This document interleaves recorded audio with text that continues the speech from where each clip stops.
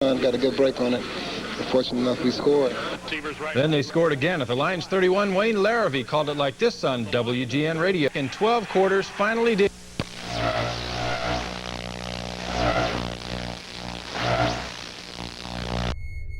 $1987 का टाइम है और उस वक्त अगर किसी चीज पर लोग सबसे ज्यादा भरोसा करते थे तो वो है टेलीविजन। टीवी सिर्फ एंटरटेनमेंट नहीं था, टीवी अथॉरिटी था। न्यूज का मतलब सच और ब्रॉडकास्ट का मतलब कंट्रोल। लेकिन एक रात सिर्फ कुछ सेकंड के लिए किसी ने पूरी दुनिया को ये दिखा दिया कि ये कंट्रोल सिर्फ एक इल्यूजन है और इस इंसिडेंट का नाम था max headroom TV hijacking incident. 22 नवंबर 1987 की शाम शिकागो के लोग अपने घरों में टीवी देख रहे थे। पहला चैनल था WGN TV, एक popular local news station. News anchor अपना बुलेटिन पढ़ रहा था। सब कुछ बिल्कुल नॉर्मल चल रहा था, लेकिन अचानक स्क्रीन फ्रीज हो जाती है, फिर ब्लैक हो जाती है और एक अजीब सा चेहरा टीवी पर आ जाता है। WGN Radio. 2-yard line and McMahon back to throw. Dumps it up the middle. Right open the 20. Cutting left to the 20.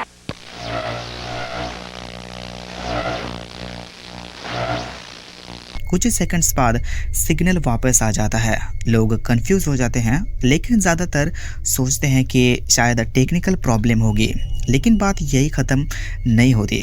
कुछ देर बाद शिकागो का दूसरा चैनल WTTW, जो एक PBS स्टेशन था, जो डॉक्टर वू का एपिसोड दिखा रहा होता है और तब वही चेहरा, वही मास्केड इंसान दोबारा स्क्रीन पर आ जाता है। इस बार हाईजैक और ज़्यादा लंबा होता है एंड और ज़्यादा disturbing. I'll get you a hot drink, miss. Nice and dry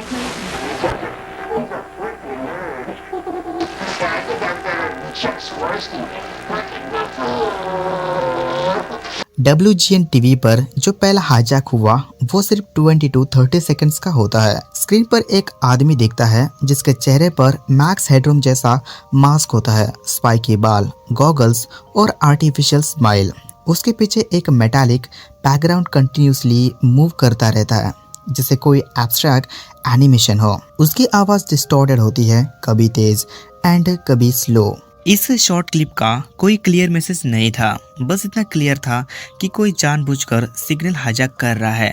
अब शिकागो में एक अजीब सा डर फैल गया था। लोग सिर्फ ये नहीं पूछ रहे थे कि ये कौन था, लोग ये सोच रहे थे कि अगर कोई लाइव टीवी हैक कर सकता है तो और क्या क्या हैक हो सकता है। पेरेंट्स शॉक में थे, बच्चे डर गए थे एंड न्यूज चैनल्स पर डिस्कशन होने लगी थी। एंड सबसे ज़्यादा अनसेटलिंग बात यह थी कि हाईजैकर ने कोई थ्रेट नहीं दी थी, कोई डिमांड नहीं की थी एंड कोई भी पॉलिटिकल मैसेज क्लियर नहीं था, बस कंफ्यूजन और insecurity. TV broadcast digitally encrypted होता है, लेकिन 1987 में ऐसा नहीं था। उस वक्त टीवी सिग्नल्स माइक्रोवेव ट्रांसमिशन के थ्रू आते थे।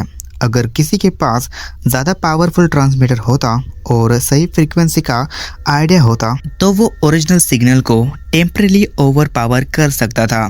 इसका मतलब ये था कि हाईजैकर कोई रैंडम आदमी नहीं हो सकता। उससे ब्रॉडकास्टिंग का टेक्निकली नॉलेज था, इक्विपमेंट का एक्सेस था और प्रॉपर प्लानिंग भी। इसलिए ये सिर्फ प्रैंक नहीं लगता, ये एक प्लान इंस्ट्रक्शन लगता है। इसके बाद FCC और FBI ने इन्वेस्टिगेशन शुरू की। इंजीनियर से पूछा गया, ब्रॉडकास्ट सिस्टम चेक किए गए, थ्योरीज बनाई गई, लेकिन एक प्रॉब्लम थी। हाईजैक सिर्फ कुछ सेकंड्स के लिए हुआ और फिर सिग्नल गायब। इसकी वजह से कोई सॉलिड लीड नहीं मिली, कोई सस्पेक्ट ऑफिशियली आइडेंटिफाई नहीं हुआ। केस धीरे धीरे ठंडा पड़ गया और आज तक ये इंसिडेंट अनसॉल्व्ड ही है।